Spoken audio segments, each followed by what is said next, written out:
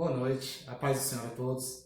Com grande alegria e satisfação, estamos juntos mais uma vez para podermos falar do amor de Deus.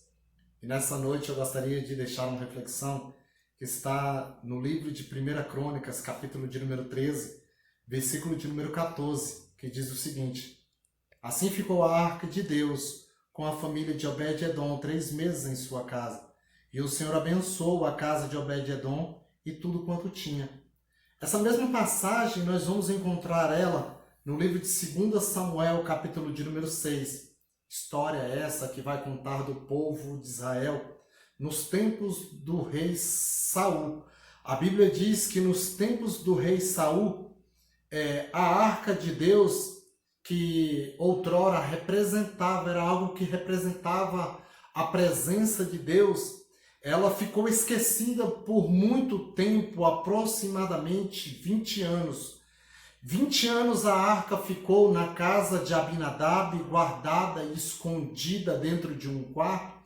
Essa história vai nos dizer que Abinadab tanto faz, tanto fez, ele não se preocupou com a arca de Deus, com a presença de Deus na sua casa.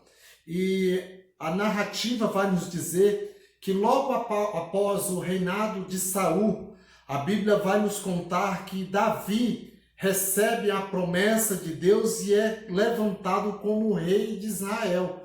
Lá no capítulo de número 16 de 1 Samuel, Davi ele é consagrado a rei, ele é consagrado e derramado óleo sobre a sua cabeça, mas até então Davi era uma criança. Passa-se 20 anos, Saul não é mais rei de Israel, então é levantado Davi.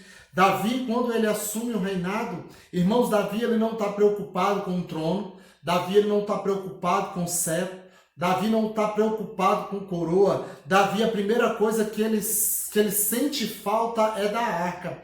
A arca era para estar em Jerusalém, e a Bíblia vai nos contar que outrora o povo de Deus sofreu um duro golpe. O povo de Israel foi atacado pelo exército dos filisteus. E esse exército levou consigo não só a honra do povo de Deus, porque eles tinham ouvido que o povo de Israel servia ao Deus dos deuses, ao Deus que vencia, que era invencível nas batalhas. E Deus ele permitiu. Tudo que acontece em nossas vidas é por permissão de Deus. E Deus ele permitiu que o povo perdesse a batalha. E ao perder a batalha, os filisteus levam consigo a arca. Por que eles levaram a arca? Levaram a arca porque eles sabiam a representatividade que a arca tinha para o povo de Deus. Levaram a arca, era a mesma coisa de ter levado a presença, tirado a presença de Deus no meio do seu povo. Levaram para a cidade dos filisteus. E na cidade dos filisteus eles colocaram a arca lá. E a arca ela foi colocada diante de Dagom, o deus filisteu. E a Bíblia vai nos contar a história, a narrativa vai nos dizer, irmãos, que ao colocar a estátua diante de Dagom, da estátua de Dagom, certa noite eles acordaram logo pela manhã cedo. Ao acabar a noite, a estátua de Dagom estava encurvada diante da arca do Senhor. E eles acharam que aquilo era uma coincidência. Levantaram de novo o deus Dagom, a sua estátua, e passaram-se outros dias. Quando levantaram, a arca estava debruçada, estava quebrada, não só deitada, mas ela estava quebrada. E eles vendo aquilo, eles imaginaram: olha, essa arca que trouxemos para nossa terra, essa arca é amaldiçoada. Então vamos fazer o seguinte: vamos colocar um carro de boi novo e vamos devolver essa arca para eles. Só que nós não vamos devolver simplesmente somente a arca. Nós vamos colocar ouro, vamos colocar prata e vamos devolver a arca de volta para aquele povo, porque essa arca trouxe para nós maldição. Não sabiam eles, irmãos, que eles estavam simplesmente fazendo a vontade do nosso Deus. A Bíblia vai nos contar que a arca ficou na casa de Abinadab durante 20 anos. E durante esses 20 anos, irmãos, nada mudou na sua casa, nada aconteceu de diferente. Mas Davi, quando ele assume o reinado, Davi, ele simplesmente lembra da arca e ele junta mais ou menos 20 mil homens e juntando aqueles homens diz, olha, vamos descer e vamos buscar a arca de volta e vamos trazer para Jerusalém a arca. Juntou aqueles homens todos porque Davi pensou que teria que lutar mais uma vez. Davi pensou como rei que teria que derramar sangue para poder trazê-la de volta.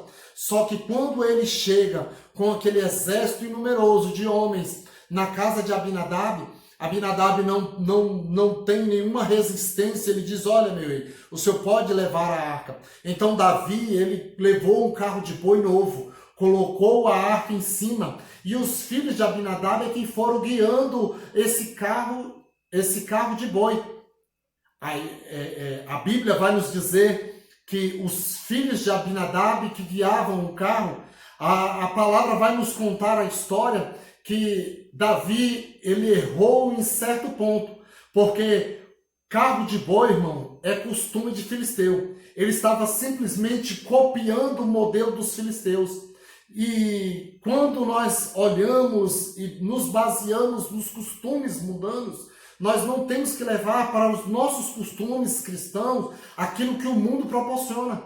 Quando lemos essa história e vemos essa passagem, nos baseamos naquilo que cremos, que é a certeza de servir a Deus, de um padrão bíblico de adorarmos ao Senhor, não cópia do mundo, não copiarmos as coisas do mundo. E Davi, ele errou nesse ponto.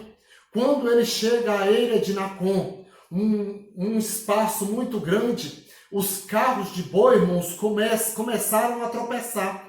E ao tropeçar um dos bois, irmãos, a arca começa a sacudir. E ao sacudir a arca, um dos filhos de Abinadab pega e tenta segurar a arca para que ela não venha cair. Mas no mesmo instante, irmãos, desce um raio do céu, a ira de Deus vem sobre aquele jovem e o parte ao meio. Davi ficou muito entristecido com aquilo, ele ficou apavorado, ficou com medo. E ele não sabia mais o que fazer, porque ele não queria mais colocar a vida de ninguém em risco. E ele não queria se colocar também em risco naquele momento. Então aparece Obed-Edom, um camponês, um homem simples, mas de um coração voltado para Deus. Ele diz, olha Senhor, se o Senhor não quiser levar a arca, o Senhor pode deixar a arca lá na minha casa. Então o rei Davi autorizou que deixasse a arca na casa de Obed-Edom. E quando a arca entra na casa de Obed-Edom, irmãos, a Bíblia vai nos relatar que a casa de Obed-Edom era a pior que tinha naquele vilarejo. Qualquer coisa que ele tentasse plantar não nascia, não dava fruto. A sua casa era uma casa destruída, uma casa triste, uma casa muito para baixo. A sua mulher, para você ter noção, a sua mulher era estéril, ela não podia ter filhos. Mas a Bíblia fala que quando a arca entra na casa de Obed-Edom, ele não vai levar a arca e esconder ela dentro de um quarto, não. Obed-Edom entendeu que a arca representava a presença de Deus. E a presença de Deus na sua casa tinha que ficar nos melhores lugares. Obed-Edom então coloca a arca no centro da sua sala. E a todo momento Obed-Edom ele se colocava a adorar ao Senhor ali, ao Deus da arca. Em todo momento Obed-Edom com a sua casa começava e continuava a adorar ao Senhor. Sabe o que entendemos com isso? Os momentos que estamos vivendo, em que as famílias estão reunidas nas suas casas, é o momento de nos colocarmos como Obed-Edom e adorarmos ao Senhor no meio da dificuldade, no meio da adversidade, no meio da luta, no meio da aflição. O nosso maior refúgio é em adorar o Senhor. E Obed-Edom ele fez isso. Note, irmãos, que a arca do Senhor ficou na casa de Obed-Edom. Não foi 20 anos como tinha ficado na casa de Abinadab. A arca ficou na casa de Obed-Edom apenas 3 meses. E em 3 meses, irmãos, Deus ele mudou o cativeiro daquele homem, mudou a história daquele homem. Tudo que era triste na sua casa tornou-se alegria. Tudo que ele plantava começava a dar fruto. Tudo que ele fazia, irmãos, prosperava. A sua mulher, que era estéril, ela engravidou. E a Bíblia vai nos contar, irmãos, que em tudo Deus honrou a história de Obed-Edom. E em tudo Deus honrou a casa daquele homem. Então chega a notícia ao rei Davi e diz, olha meu rei, a arca que está na casa de Obed-Edom, nós ficamos sabendo que esse pouco tempo que está lá, Deus tem abençoado ele, Deus tem prosperado, Deus tem multiplicado o seu pão, o Senhor não tem deixado faltar o pão e não vai deixar faltar o pão nas nossas casas. Não se desespere, não se amedronte, porque Deus ele tem cuidado de nós.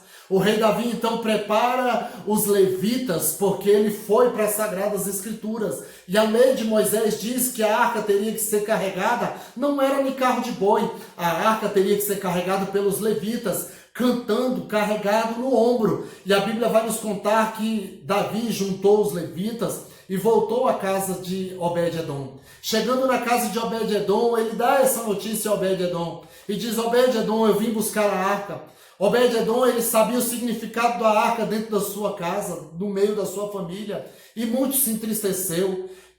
Mas mesmo entristecido, ele sabia que Deus tinha um propósito com tudo isso. Talvez a luta ela tenha sido travada em nossas vidas, mas saiba do seguinte, irmão, em tudo Deus tem um propósito. Lá na frente nós vamos entender que o que estamos passando hoje, Deus sempre teve um propósito nisso.